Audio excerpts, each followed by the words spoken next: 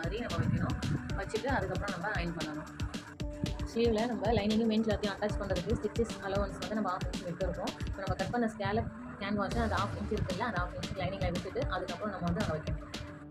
கேன்வாஷை லைனிங்கில் வச்சு நான் அயன் பண்ணி எடுத்துக்க வேண்டேன். இப்போ அயன் பண்ணிட்டு வந்த லைனிங்கை மெயின் ஃபேப்ரிக் கூட வச்சு நம்ம ஸ்டிச்சஸ் போடணும். மெயின் ஃபேப்ரிக் மேலே லைனிங் வச்சுட்டு இப்போ நம்ம அந்த ஸ்கேலப் ஷேப் இருக்குல்ல, அந்த ஷேப்லேயே ஸ்டிச்சஸ் போடணும். கேன்வாஷில் படக்கூடாது, கேன்வாஷை ஒட்டி கிளாத்தில் தான் போடணும்.